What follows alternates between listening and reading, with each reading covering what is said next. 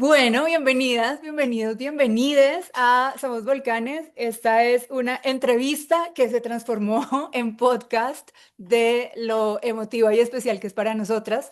Hoy estamos, por supuesto, con Kat, directora de Revista Volcánicas, y estamos con una invitada muy, muy especial para nosotras y para todo el movimiento feminista colombiano y latinoamericano, Mónica Roa. Mónica es activista, feminista, inspiradora, tiene una larga trayectoria en la defensa de los derechos reproductivos, de los derechos de las mujeres, de los derechos humanos y actualmente creo que es una de las voces también que más importantes que lidera todo este tema de trabajo, de cambio narrativo, en el que también estamos inmersas. No sé qué más quieras agregar tú de esta presentación, Kat, que se me escape. Que es mi gran amiga y mentora.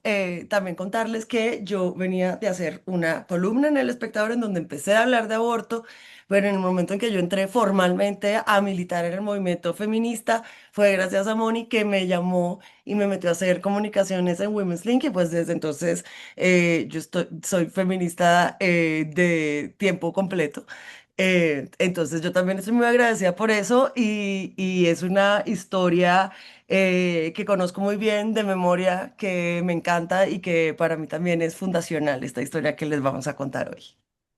Y la razón por la que invitamos a Moni a esta entrevista, que acaba de volver podcast, que se volvió podcast, es porque este 10 de mayo se cumplen 20 años de la sentencia C-355 del 2006, que despenalizó por primera vez el aborto en Colombia en tres causales. Fue el primer gran hito del aborto en Colombia, porque hasta ese momento estaba completamente prohibido y con este fallo la Corte sí despenaliza en tres causales que fueron violación, malformación del feto incompatible con la vida extrauterina y causal salud. Y pues ahorita hablaremos un poquito más de esta historia. Bienvenida, Moni.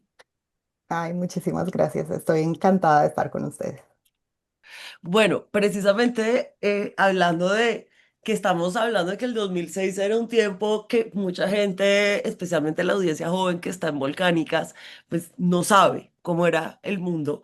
En Colombia además tenía uno de los contextos más restrictivos para el aborto antes del 2006. Entonces, nada, cuéntanos un poco cuál era el contexto en el que estábamos en Colombia.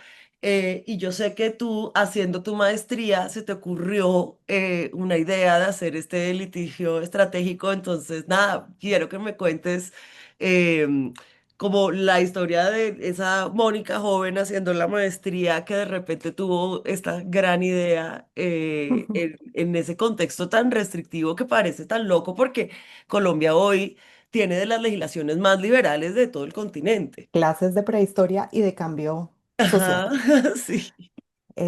Pues sí, efectivamente, cuando yo estudié Derecho, el aborto todavía estaba absolutamente penalizado, no tenía ninguna excepción. Em, y de hecho, cuando yo estudié Derecho, tampoco se hablaba mucho de feminismo. En los Andes éramos como tres gatas que nos interesaba el tema y que nos juntamos a hacer como grupos de lectura. No había nada de feminismo en español, no era fácil de conseguir. Entonces, unas vacaciones que estuvimos traduciendo, eh, eventualmente montamos una clase. Y dentro de todas esas conversaciones como de feministas wannabe que queríamos ser en esa época, salía el tema del aborto y de cómo en Colombia estaba absolutamente penalizado y además cuando nos lo enseñaron en la clase pues de derecho penal, de derecho constitucional, nadie decía nada, ¿no? Como no era un debate.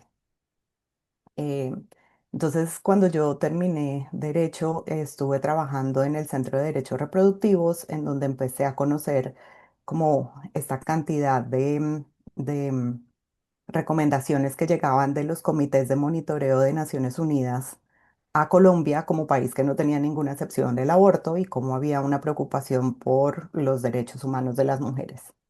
Y entonces yo dije como, uy, de esto no habla nadie en Colombia.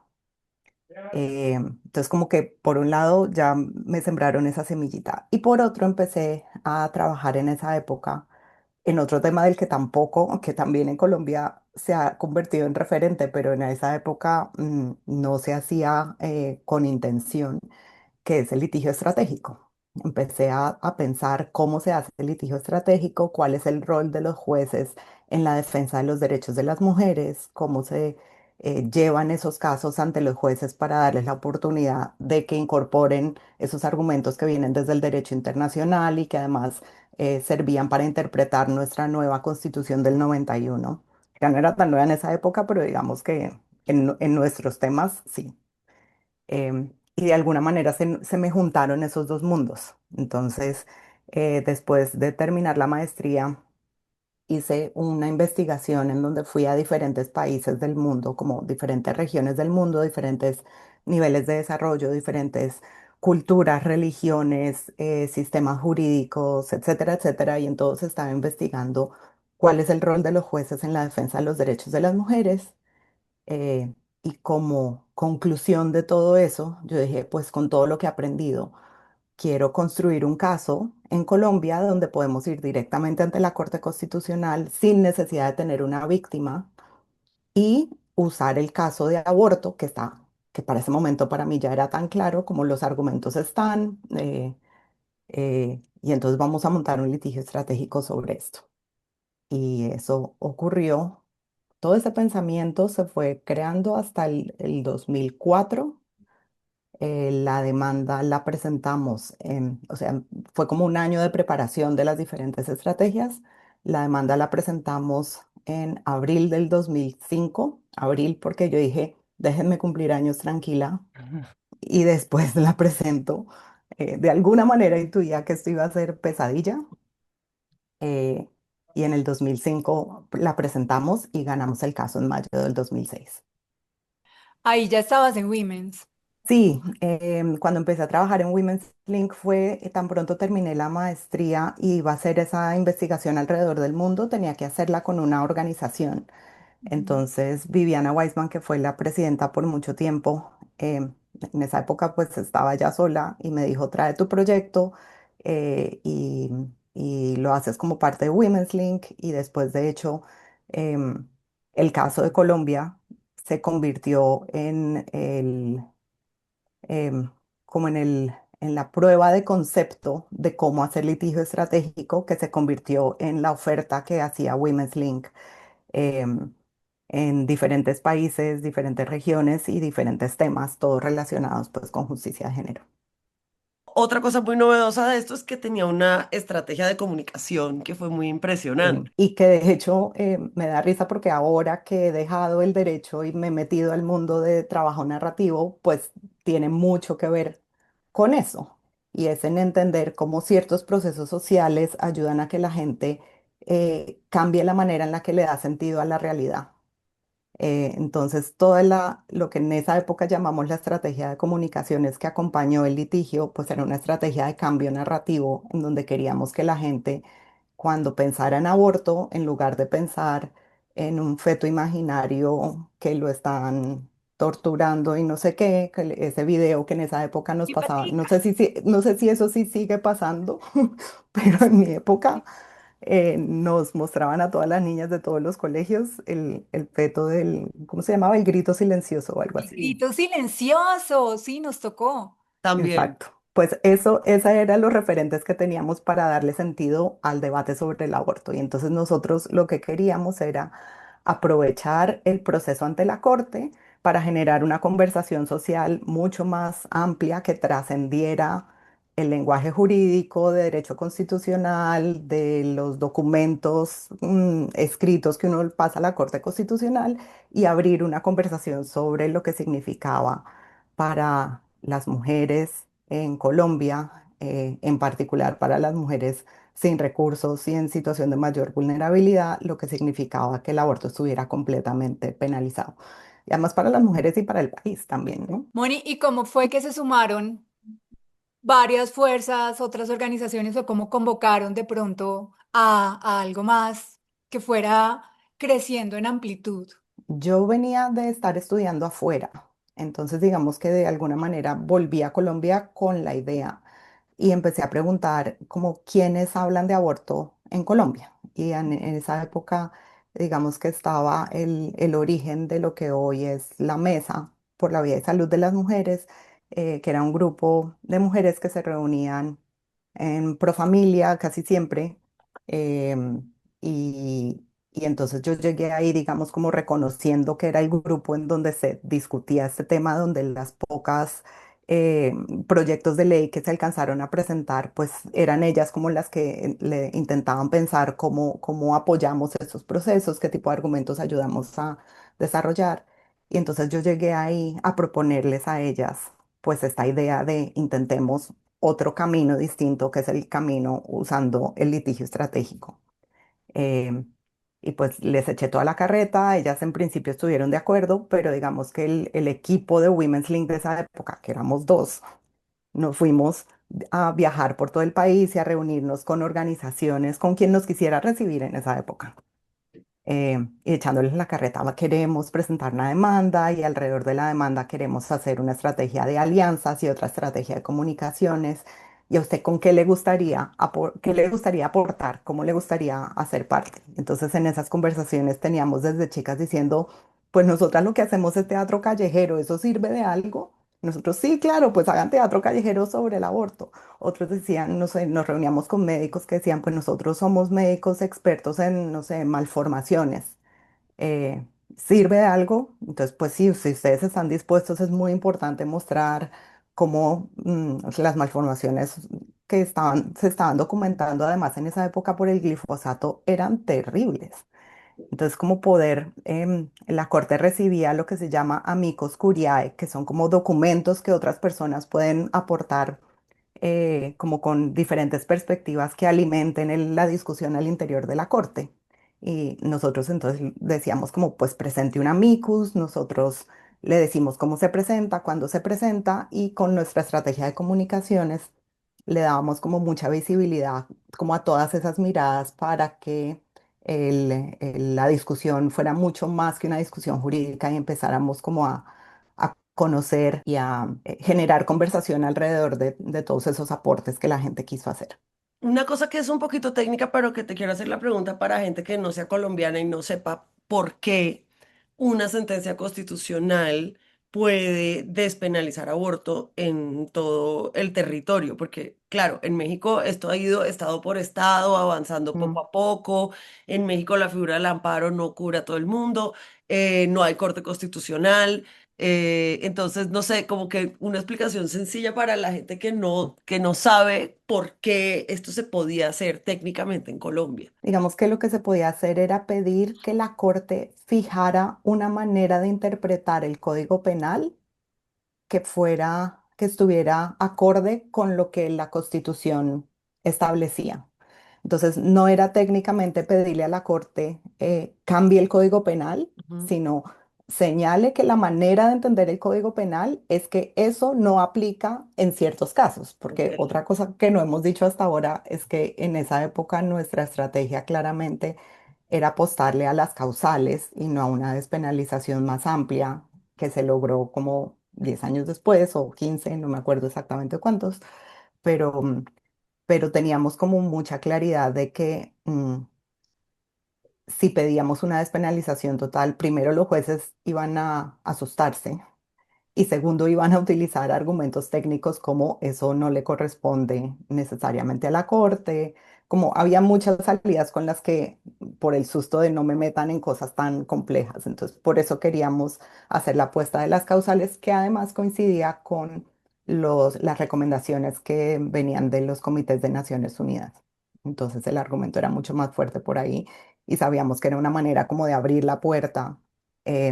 En esa época, entre otras cosas, sabíamos, por ejemplo, que aquí en España, en Inglaterra, se practicaban 200.000 abortos al año usando las causales, en particular la causal salud, pues que sabíamos que era muy amplia y que la incluimos desde el comienzo con mucha intención, sabiendo que iba a abrir un camino significativo y que iba a ayudar como a transitar ese camino desde la despenalización absoluta que había en ese momento a lo que tenemos hoy en día. ¿Qué fue lo más difícil de todo el proceso desde que decidieron presentar la demanda eh, hasta el fallo?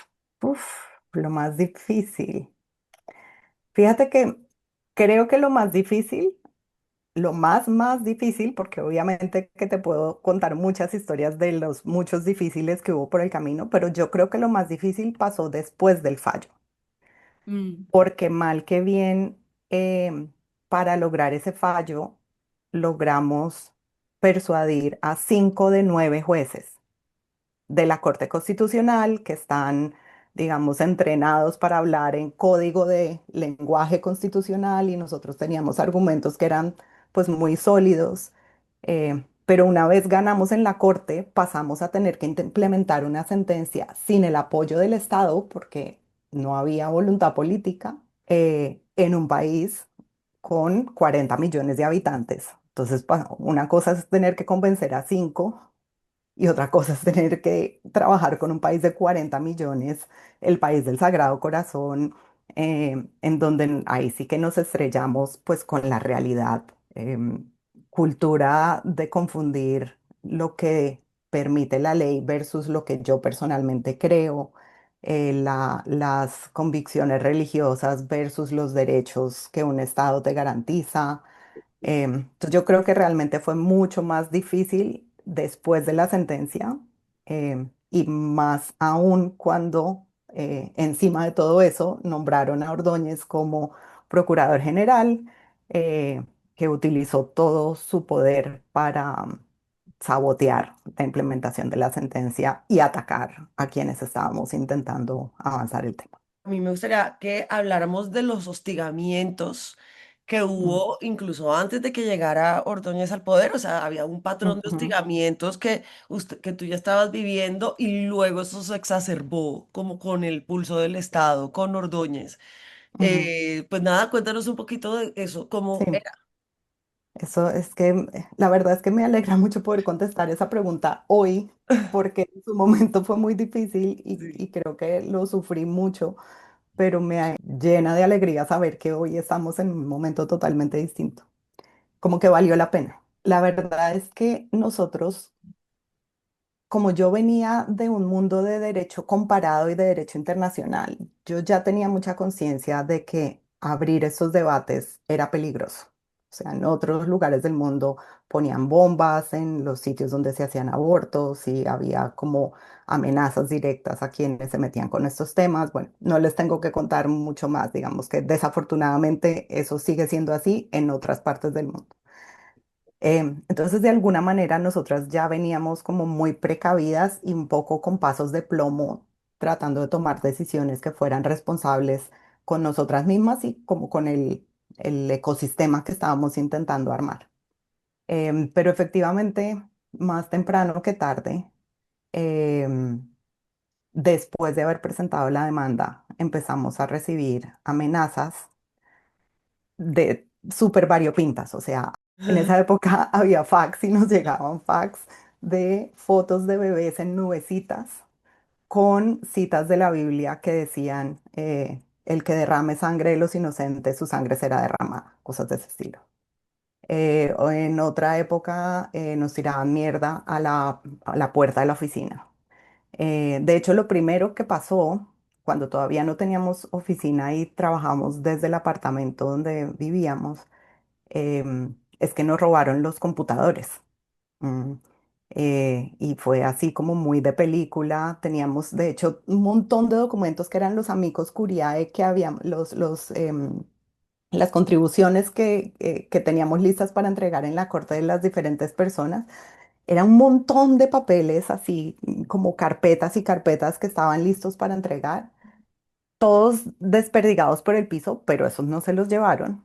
Lo que sí se llevaron fueron los 2 computadores y encontraron como dinero y el dinero lo dejaron encima del escritorio, como Ah, no vinimos por esto.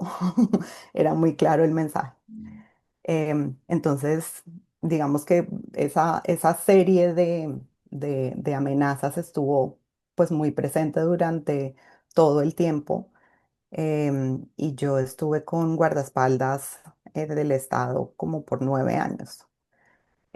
Y ya en el 2012 o 2013, que fue cuando Ordóñez ya estaba de hecho, casi acercándose a su reelección, em, fue cuando tuvimos un disparo muy confuso en la oficina donde trabajábamos.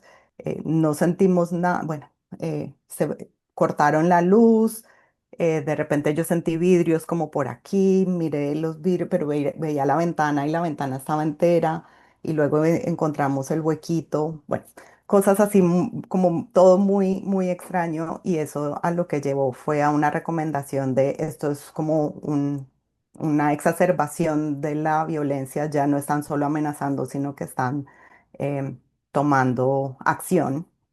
Esto ocurrió en el contexto de otro litigio que hicimos posteriormente contra el procurador, que fue muy bonito como ejercicio porque ¿cuántas mujeres éramos, Cata? ¿Tú te acuerdas? 1100, te voy a decir porque lo tengo 80 aquí o algo así. anotado. Porque Eh, reunimos a un montón de mujeres en edad reproductiva del país que le decían que le demandamos a Ordóñez para que no dijera mentiras y no como saboteara la implementación de los derechos reproductivos. No era solo el del aborto, también se metió con la anticoncepción de emergencia. ¡Ay, lo tienes! Mira, ¡Ah! Me muero, qué lindo. claro que lo tengo. Ay, pues contemos eso qué es, porque cuando Esto, ganamos ese caso, uff, publicamos en el periódico las una mentiras que página había entera. dicho con lo que era verdad.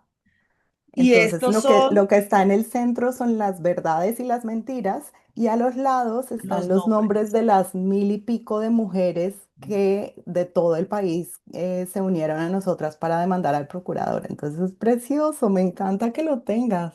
Yo diagramé esto ahorita haciendo un bebé y mira, para no ser diseñadora, no, claro, Es divino. esto fue divino porque fue por la cantidad de mujeres que juntamos para una cosa muy novedosa que era pedir derecho a la información y conectar el derecho a la información con los derechos sexuales y reproductivos. ¿En qué Divino. año fue esto?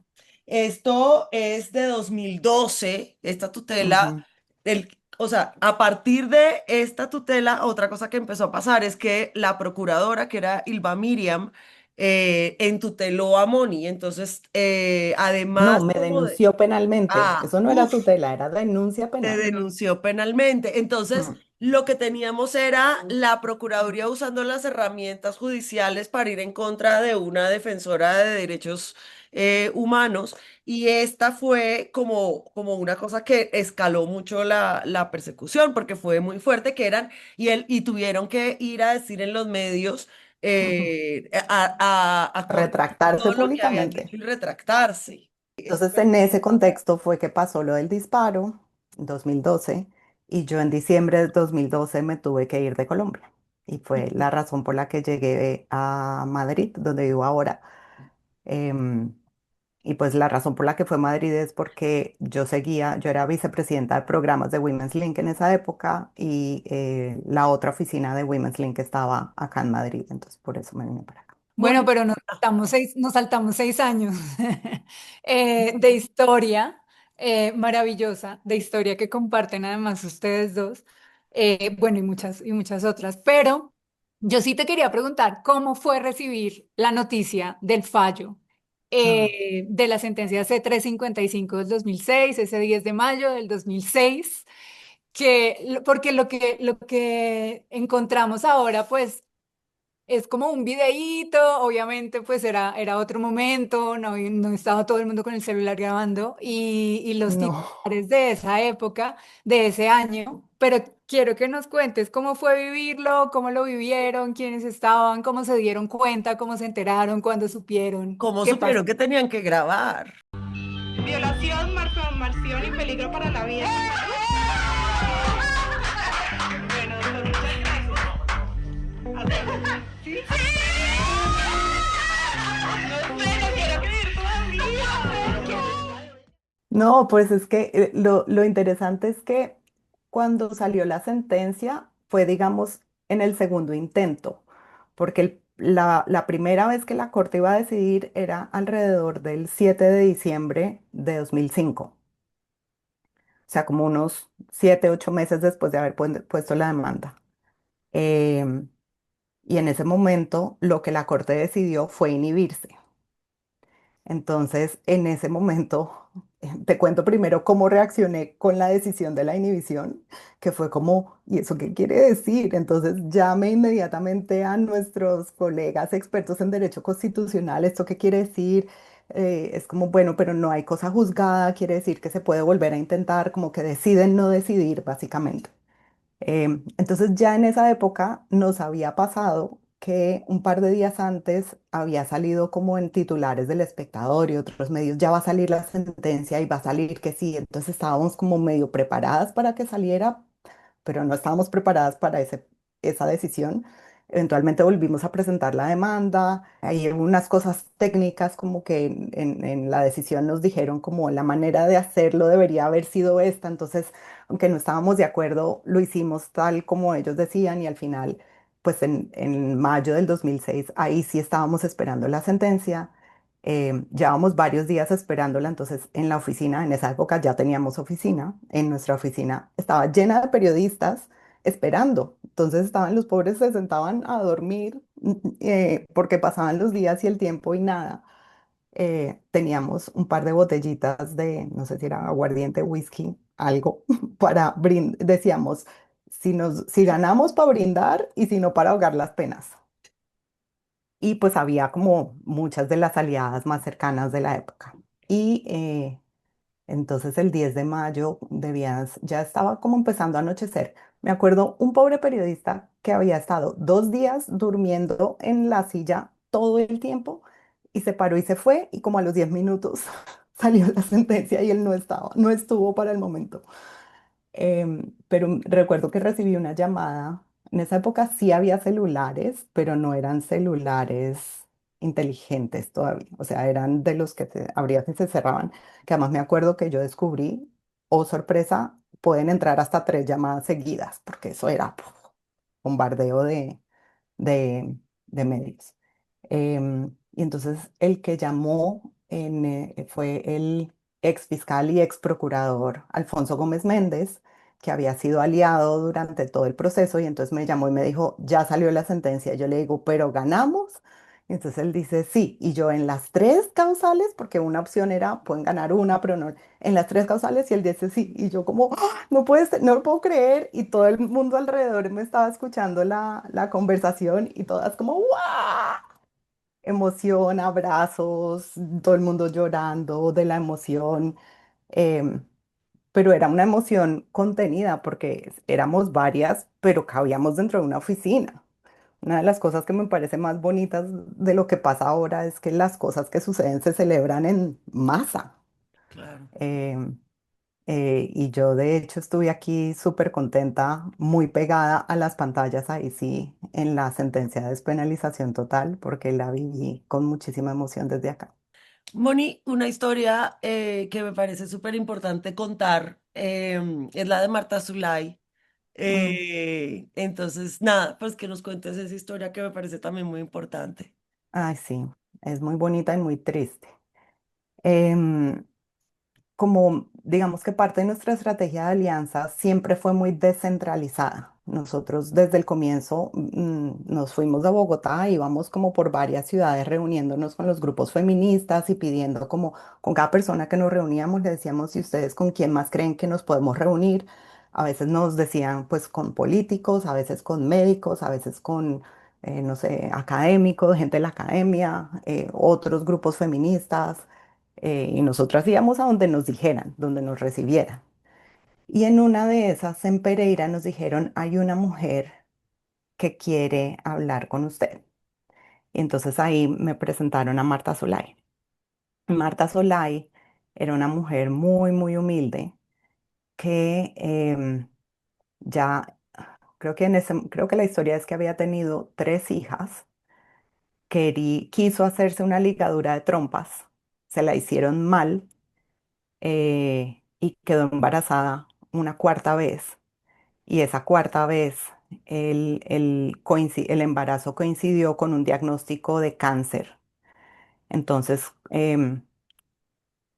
pues le hicieron el diagnóstico de cáncer, igual el aborto estaba completamente penalizado, pero le habían dicho como, pero se puede hacer si usted tiene plata. Y ella decía, pues, decía como no, yo, mis ahorros de toda la vida son, no tengo ni idea cuánto era en esa época en pesos, pero pues nada, no le iba a alcanzar. Y entonces no tuvo plata para hacérselo. En el sistema público de salud le dijeron eso estaba prohibido, entonces tampoco se lo hicieron.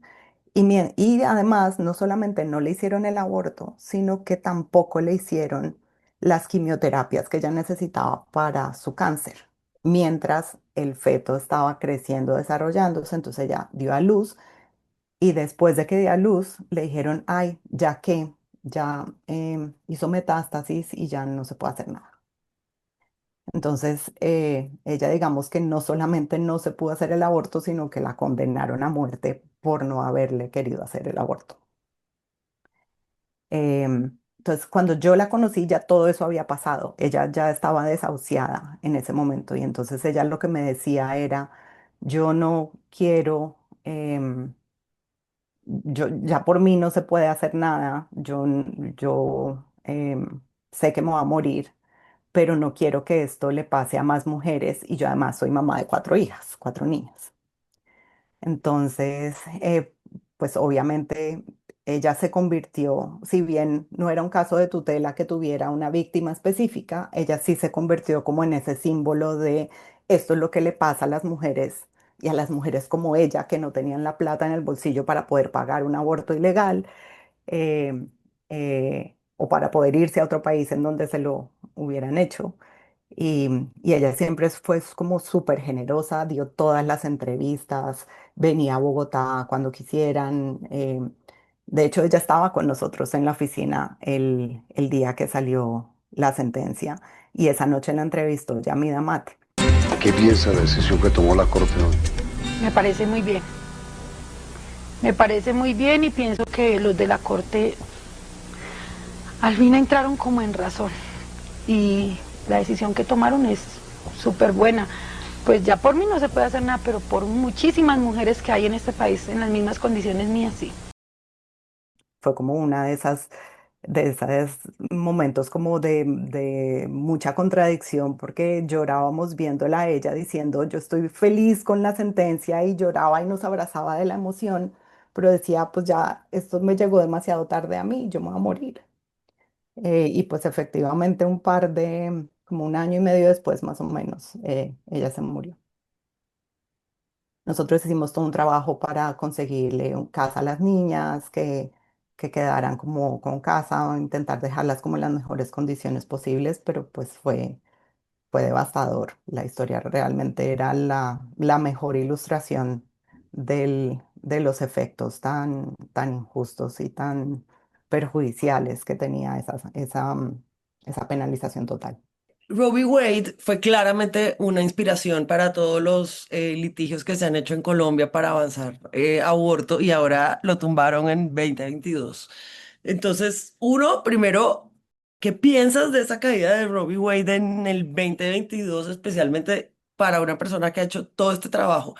¿Y cómo ves las cosas ahora? Yo ahorita pensaba, claro, esos tiempos quedaron atrás en que había ese hostigamiento, pero también pensé de repente, eso podría volver en cualquier momento Claro. si uno mira las tendencias que está trayendo este año. Entonces también como, ¿qué piensas del momento en el que estamos ahora? Pues lo primero es que cuando tumbaron Roe versus Wade, para mí fue una confirmación de una cosa que yo decía mucho en esa época y es que me gustaba trabajar el tema del aborto porque no era solo un tema, sino es un tema símbolo.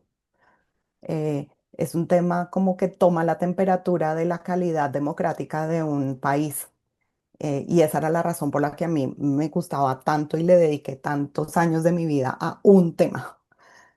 Porque no es solamente un tema, tiene que ver con democracia, tiene que ver con derechos, tiene que ver con religión, tiene que ver con salud, tiene que ver con justicia social.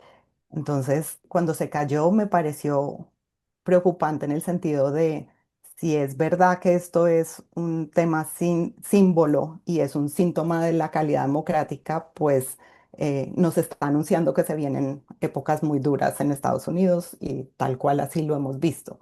Entonces yo creo que eso de alguna manera confirma y tiene que ayudarnos a entender cómo ciertos temas, además de ser temas, son termómetros, que yo creo que es importante tenerlo en cuenta. Eso por un lado. Por otro lado, creo que en el tema de la defensa de derechos es importantísimo que siempre tengamos presente que en el momento en el que uno gana, tiene que empezar a defender.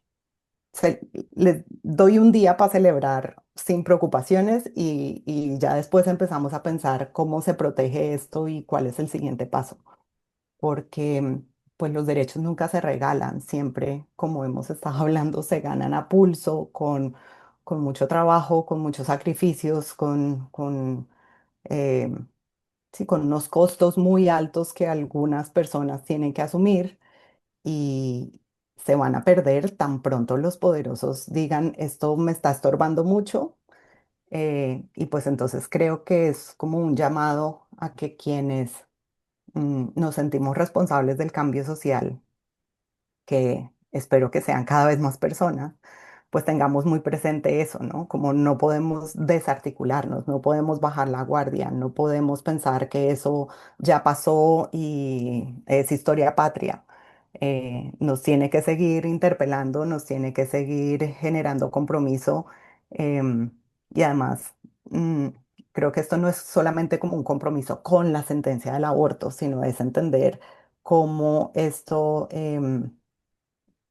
al final es el símbolo que hace que muchos temas se unan y que de pronto no viene por aborto, sino por otro, pero es que cualquiera que sea el tema que se elija, que creo que por ejemplo en este momento otro tema puede ser el tema trans, Sí. eh, pues nos está interpelando a todas. Tiene que ver con democracia, tiene que ver con derechos, tiene que ver con esa salud de la democracia y entonces eh, tiene que interpelarnos a todas. Tenemos que lograr generar como esa conexión y solidaridad entre diferentes movimientos y agendas para entender que estamos juntos en esto. Yo te quería hacer la última, esta sí es la última, la última pregunta para cerrar.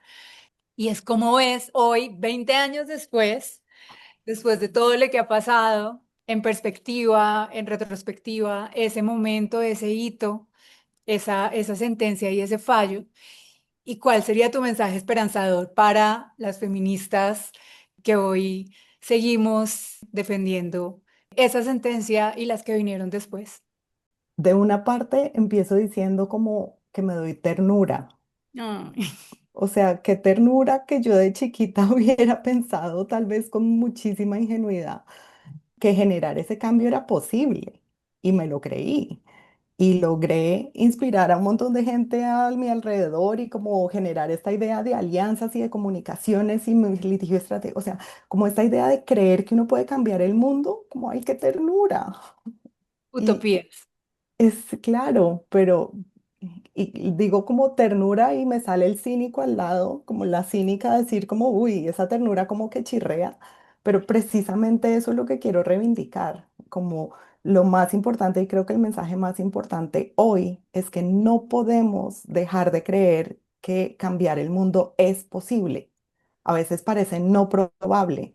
Estamos con todo en nuestra contra, tenemos los grandes poderes del mundo, no están de acuerdo con esta idea de que podemos cambiar el mundo, pero necesitamos que alguien lo crea y que empiece a generar esa chispita que es lo que empieza a aprender. Y cuando todas no lo creemos a la vez y logramos articularnos para hacerle, lo logramos.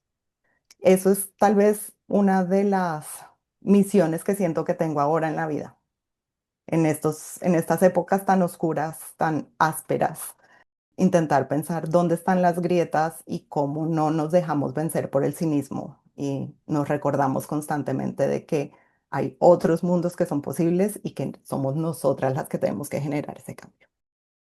Me emocioné, me limpié Ya. con el pañuelo verde.